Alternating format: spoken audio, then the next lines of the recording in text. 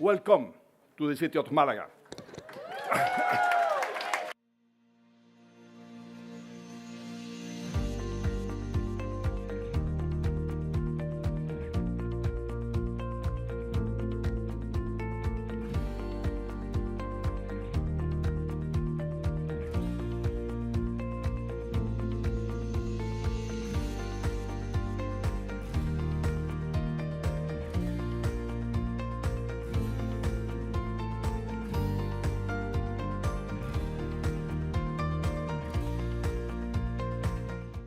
We see a lot of things happening in the world with Brexit, Trump, all kinds of things happening.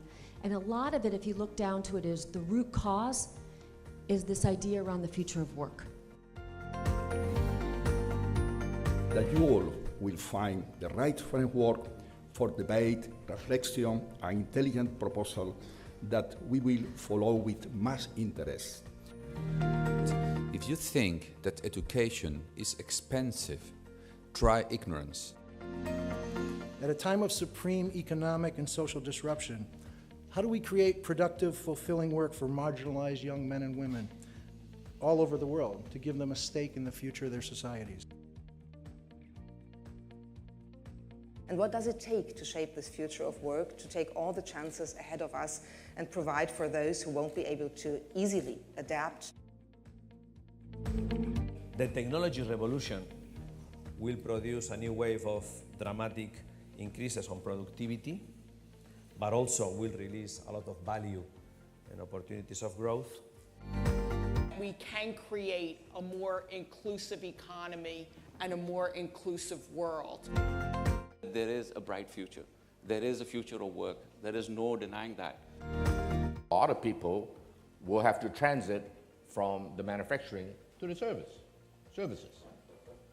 And yet in the services, a lot of it will also be done by robots.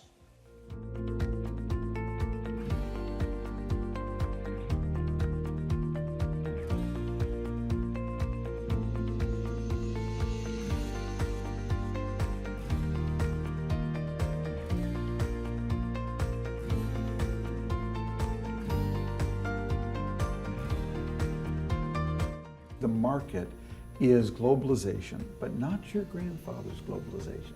That was containers on ships and planes. I think what's driving globalization today is actually digital globalization. There is significant evidence that we are living in a hyper-connected world. I think one of the key things that we will think of about work in the future is not just how to replace people with computers or how to do things like that, but how to create new combinations of people and computers that are smarter than anything on our planet has ever been before. The creation of positive elements in humanity will be driven by technology. The technology is actually the savior, not the threat.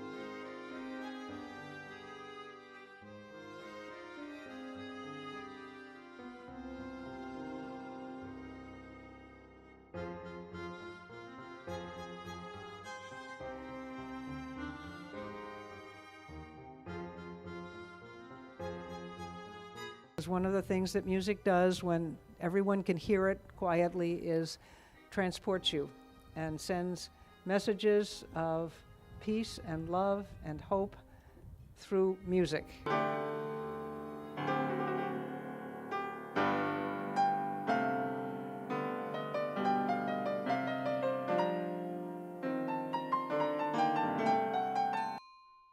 As humans, we have two choices to make.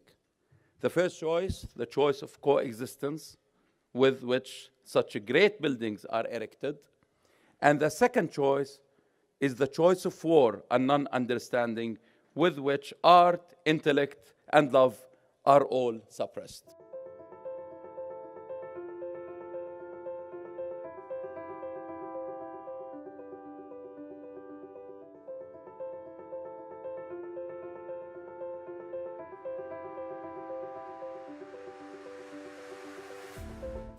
We are facing a world where the civilization is changing, and that it is affecting everything.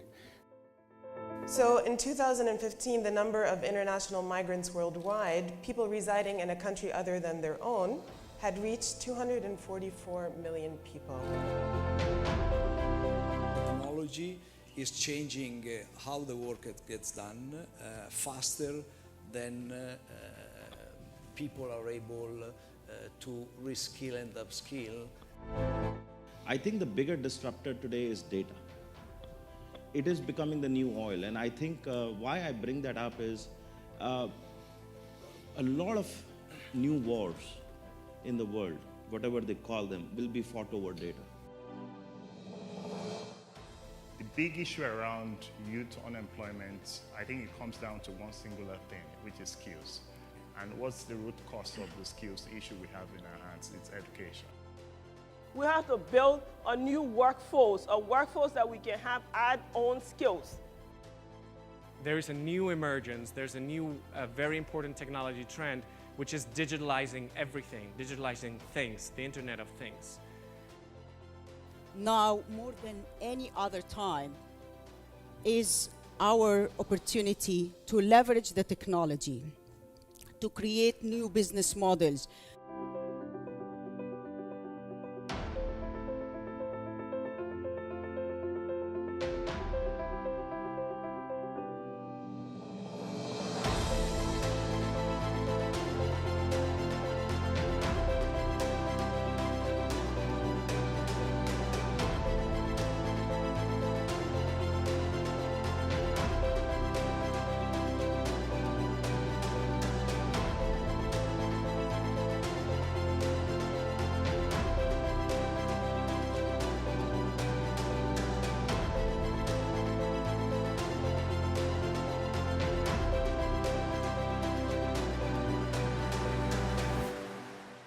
We believe in the innovative thinking and in the ability to anticipate the future, and these values go together with collaboration. We're talking about fundamental changes in economics, politics, and maybe even views of reality. The true fundamental forces of nature are compassion, competency, and youth. We are not only adding brilliant and talented people to the network, but we are also increasing the diversity this diversity in which we leverage to make the most of Eisenhower received experience. Millennials around the region are using notions of their personal rights, their freedom and enterprise to challenge the dictatorship and the poverty and stagnation. And I think the kind of jobs in the future are, there's two distinctions. The first is that jobs are no longer jobs for life, but they're jobs for a few years. We all have to work together more. We all have to be more passionate about what we do, take more risk, and that's being a millennial. I feel like in my country at least, there's a lot of, this is probably like the first generation that's gonna get like full education.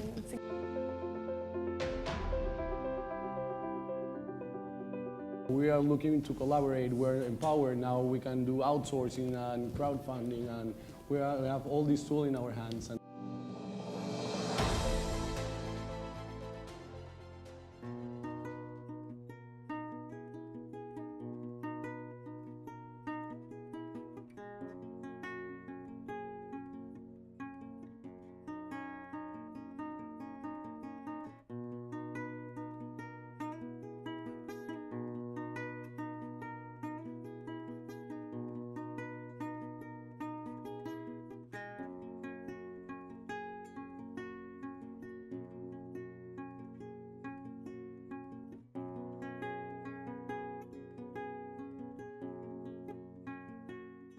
The city of Malaga and myself, we have a new special important friend, opinions maker.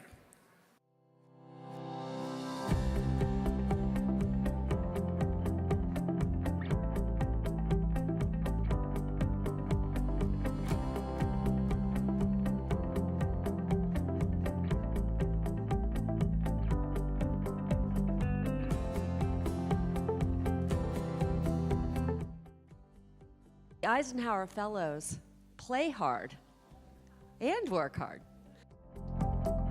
What we want to provide is the affordable solution and then scale up the quality education.